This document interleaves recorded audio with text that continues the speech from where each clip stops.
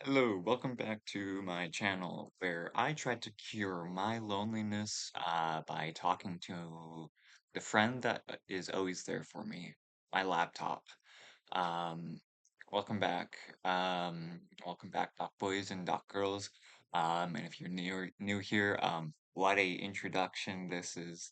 Um, the purpose of this video is create what you want to see in the world. And what I want to see more of are YouTube videos talking about nonfiction books, especially the DK Publishing Big Ideas Simply Explained series, or to abbreviate it, BIS. Um, there's not enough people talking about these books and just books in general uh, of nonfiction variety, and I read a lot of nonfiction books. Like that's my primary domain, so I want to talk about what I've been reading about. Um, so I'm almost done this book, the Islam book, Big Ideas Simply Explained. And wow, wow, it's really opened my eye up to a whole different part of the world um, that's been very much stereotyped and demonized um, in North America and probably much of the West. Um, Islam is a very touchy subject. There are a lot of Islam extremists out there. And if you're watching this, I'm sorry if I get anything wrong about your belief system. I am I'm approaching it from an outsider, um, whose main source of Muslims and the religion Islam is from the media, which has really skewed the narrative of it. And so this was me trying to come to terms with who some of you are. Um and it's been really eye-opening. Like apparently about one-fourth of the population are Muslims. So meaning that like about a quarter of the world um practice Islam, which is freaking huge, and it feels like such a disservice that it's not talked about more, that it's not played a major part in North America North American politics other than like when things go really bad. Um, and we're not educated more about this religion because it shares a lot of similarities with Christianity. It is one of three of the major Abrahamic religions out there that stem from Abraham, uh, uh, where Abraham plays a major part in Judaism, Christianity, and Islam. Um, and what I've really um, learned about Islam is that it's basically the most up-to-date holy text out there that's popular. I don't know if popular is the right word, but it's what I'm going to be using. Um, where um, it, so the whole thing about Islam is that it takes um, basically the story of the Old Testament, which is Judaism, some of the New Testament, which is Christianity, um, and um, adds on to it with the Prophet Muhammad. This is a very sacred person.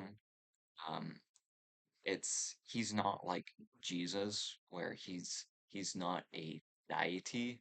He's not God. He's just the final prophet that gave us the word of God through the angel Gabriel, um, and Prophet Muhammad is where we get the Quran from. Quran is the basically the Bible of Islamists.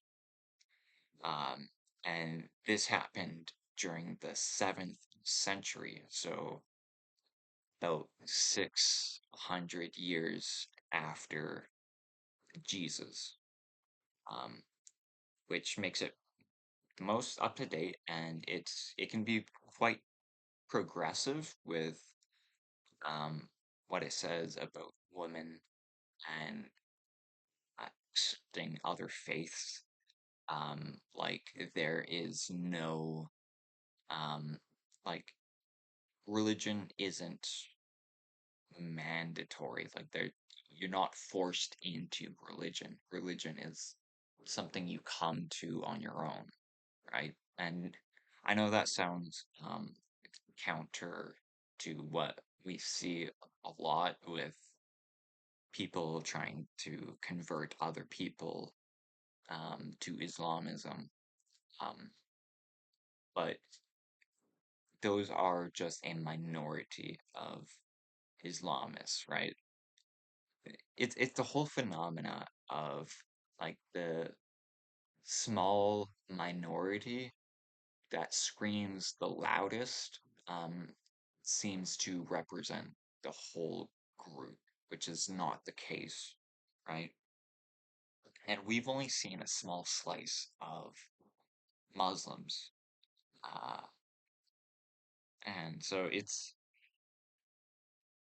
this this book really just opened my eye up into who the people are in the Middle East and southwestern Asia, and uh, North Africa.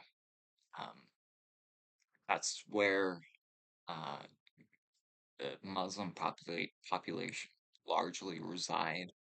Um, they they originated in Medina and Mecca, so basically the center of the Middle Eastern Arabian Peninsula, um, which is to the right of the Mediterranean Sea.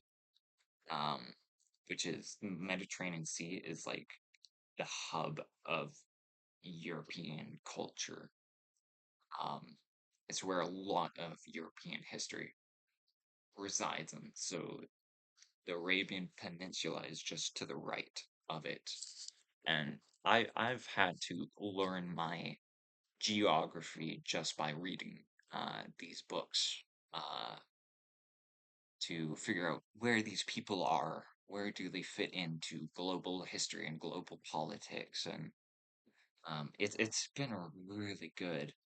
Um, it's it's why I like the Big Ideas series so much is because they can teach you so much, and they've taught me so much in very plain English, but they introduce words and they explain it, and they can be a bit repetitive, but that repetition can be good because it's hard to keep in mind what all these words mean. Like Ummah, when someone is referring to the Ummah, they're referring to the global um, Islam community, the people of Islam. Uh, and uh, like the term zakat, which is a um, like one of the five pillars of Islam, uh, which is like the holy tax. Uh, so just introducing terms like that, and this series does a really good job at that. Um, that's just my sister. Uh, yeah, we share the same living space. Yeah. Um, and so I was reading the Islam book alongside the Black History book, but I just got too intrigued with it that I I just read ahead, and I'm only like a few pages in to the Black history book. And the thing is with Black history is that it's it's not talked about um enough. Like here in North America, we have Black History Month, but I've not really participated in anything in society, and that includes Black History Month. Um, but maybe one of these years I'll actually join in, participate in it, especially after reading this book. Um, but when talking about reading history, um,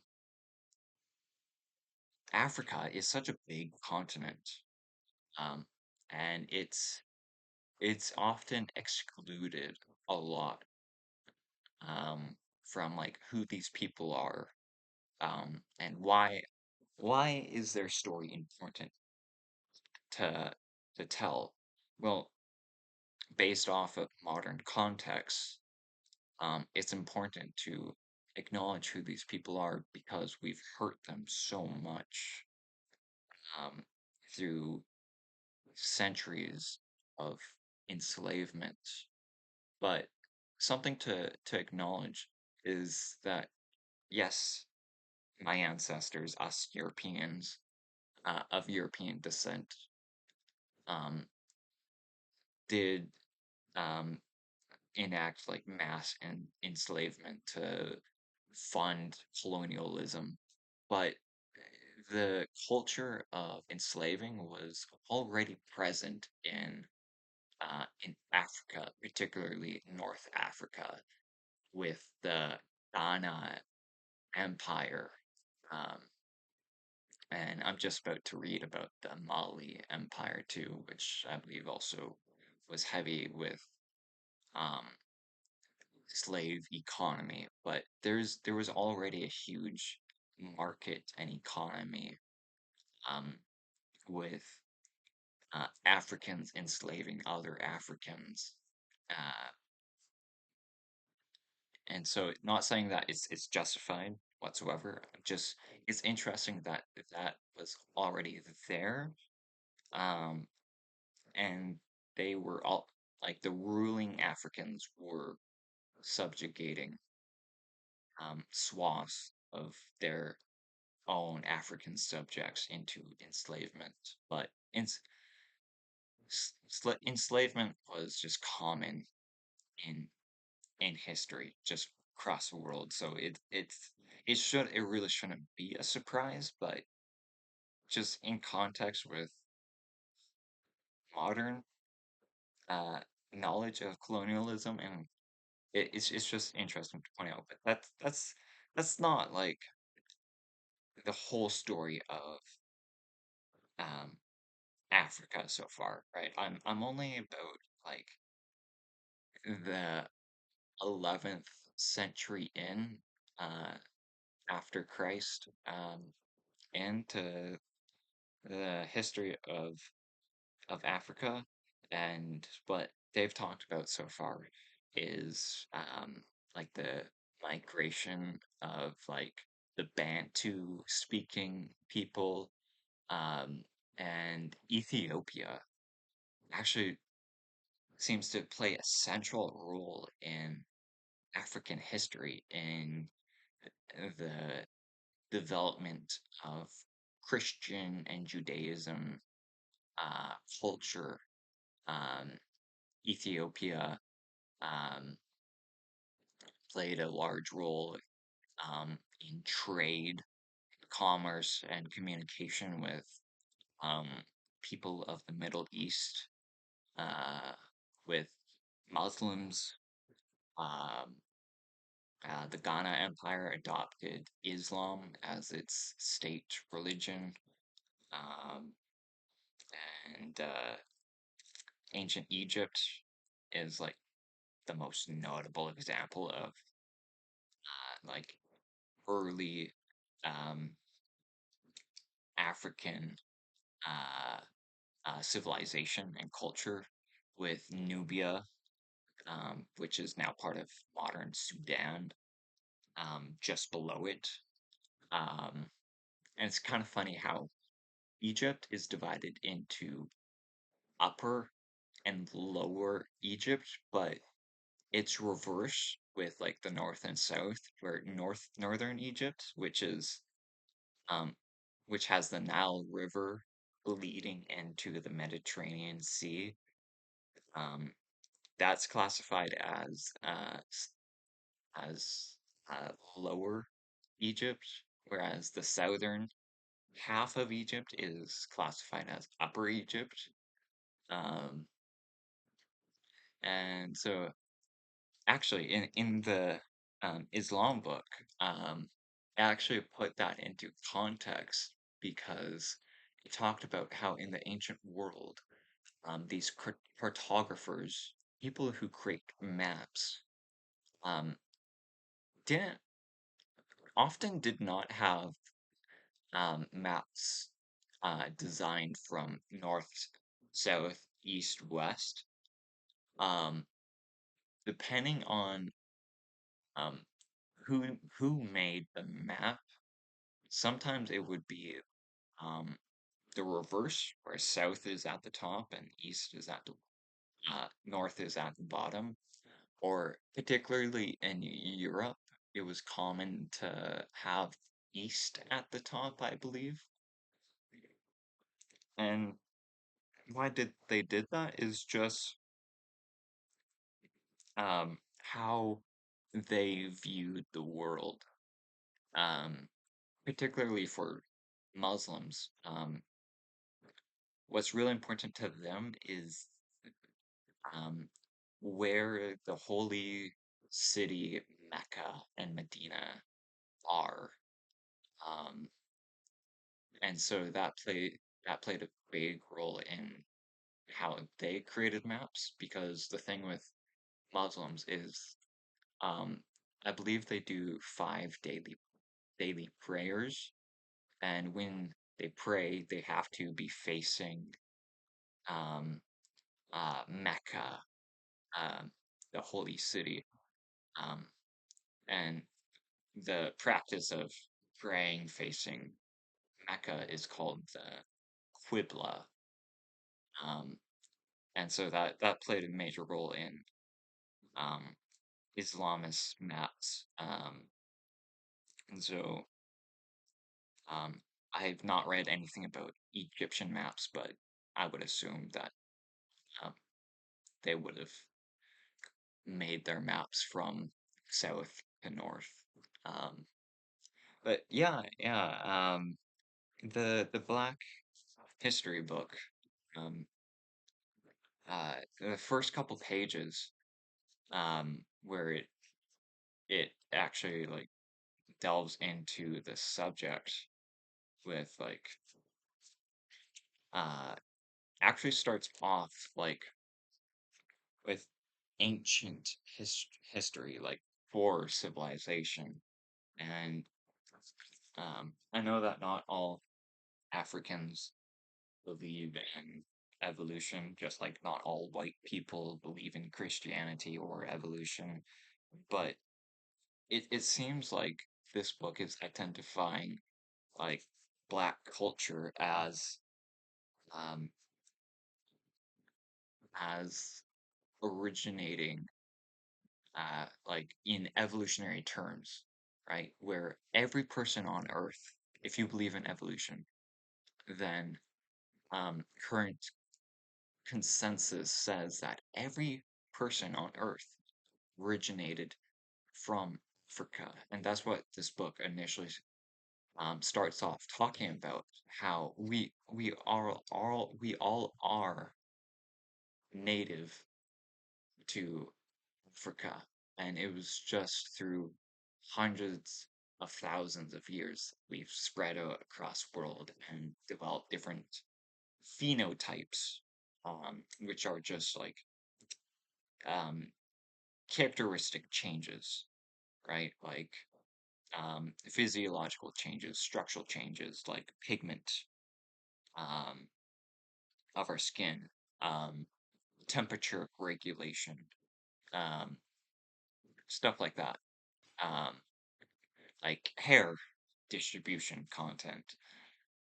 Um, and so, from a person who is a firm advocate of the evolutionary theory, I I was happily surprised to find that the book initially talks about the evolutionary process uh, and ties it to African history.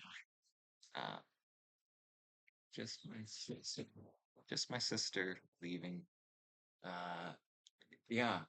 So uh, it's just really good books. Let me bring over.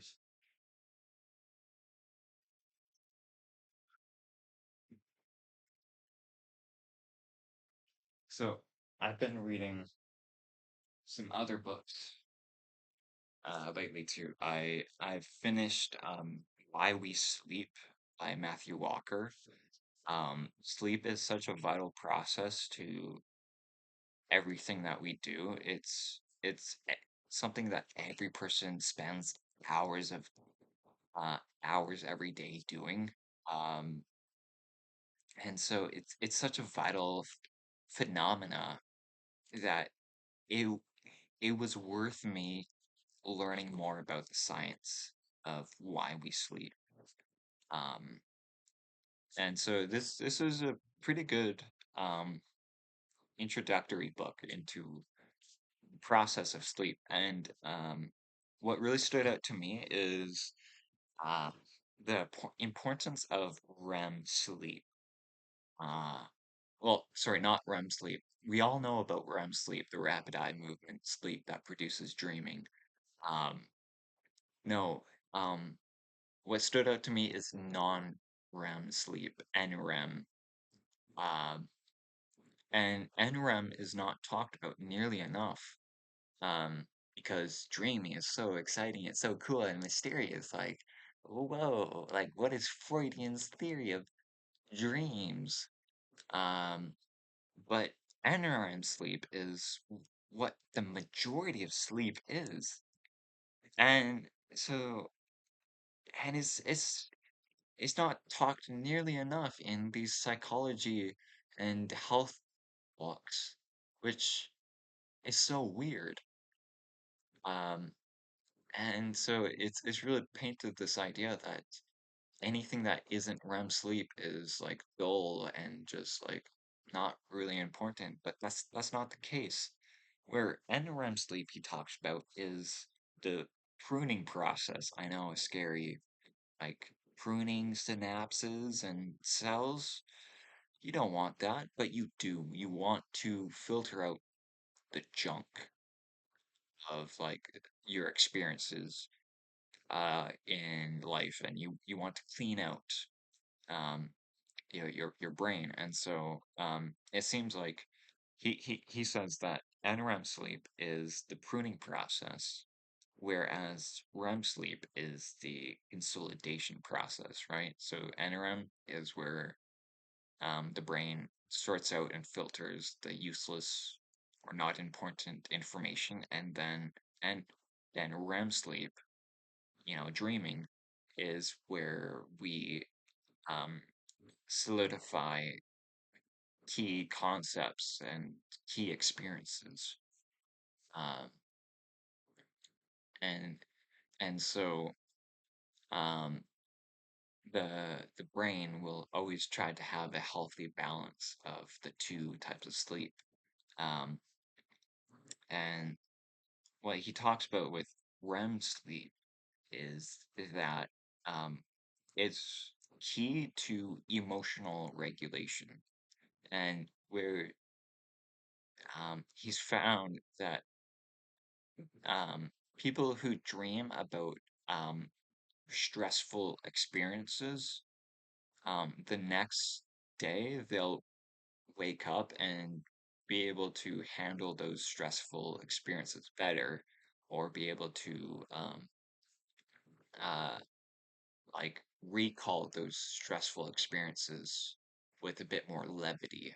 Um, But the issue with PTSD, um, post-traumatic stress disorder, is where um, a lot of people with PTSD, they have nightmares instead. And having nightmares is not the same as dreaming about the experience. Nightmares just perpetuates and exacerbates the PTSD, the painful memories, the painful um, thoughts and feelings. Um, and so part of the process and research right now is looking into therapy where uh, medication can calm down the amygdala, the emotional center of the brain, while um, people with PTSD are having these nightmares and instead turning nightmares not from nightmares but just from into like dreams, and have this help um, reduce the PTSD over time so that they can dream about their stressful experience um, in a much calmer way so that they can um, handle it emotionally better. So that's was what really stood out to me. Um, Another book is The Rise and Reign of Mammals by Steve Bressett. I I read this book in like 5 days, and it's just over 400 pages long, and I was so just enthralled in this story of the evolution of mammals because the evolution of mammals is the evolution of us, and the majority of animals that we see around today are mammals. There's not like reptiles are a lot more hidden and secluded. Um, uh, um, Amphibians are like small and in the water a whole bunch. Um, Dinosaurs exist today through birds, and we hear and see birds a whole bunch. Um, but largely like dogs, cats, cattle, horses, they're all mammals, right? And so it was really even whales are mammals, right? Um, Apparently dolphins are classified as whales as they're both cetaceans. That's kind of interesting. Um, but yeah, such a good book. He really knows how to capture the imagination and tell a story. Like sometimes he'll tell a fictional story, but based off of uh, facts that we know, just to help paint a picture of a possible reality. And these stories are often about like um, mass dying events that fossilize a whole bunch of animals in place, and so he uses characters from those fossils to tell a story. Um, and he just does a really good job. Um, and it was really interesting learning about just like structures about how we evolved, like how our teeth evolved, how our skulls, our cranium evolved. Um, like learning about jaw evolution actually was like played a significant role in tracking mammalian evolution. Because like early jaws, like there were so many bones, but now there's only one, a mandible. But the bones a lot of them migrated into our ear. And a bunch of and they became smaller and smaller. Um, and so that's where we get like the Incas, and the tympanic bone, um, uh, and the malleus. So it's kind of cool how our ear bones were once jaw bones. Yeah. Um, Another book that I read is The Alchemist. I think one of you guys, one of my commenters, recommended The Alchemist to me, and it's very popular in our culture. And so it's only like 200 pages long. It's and it's not very dense. Um, And so I want to read about like what that whole fuss is about, and I still don't really understand it. Maybe I need to be a bit more religious or spiritual person to fully embrace what the alchemist is really, what's so special about it. But um, it just it seems like just a pretty ordinary story with a few key message like takeaways that aren't coming to mind right now. Um, yeah, but I think this video has gone long enough, and I've talked your ear off enough. I just really want to talk more about books because books are like my whole life right now. Um, and I just want to share like the stuff that I've learned. Um, yeah. So, anyways, I hope you enjoyed this ramble. And I'm sure you'll probably hear me talk more about these books in the future. So. So yeah, if you like this video, by the way, leave a like. If you didn't, leave a dislike. And if you want to see more, subscribe. Who knows when more content from me will pop out? Will jump scare you. Who knows? Just going by feelings, most of these days. Yeah. So, anyways, it's been a joy expressing to you, and yeah, love y'all. Uh, Peace.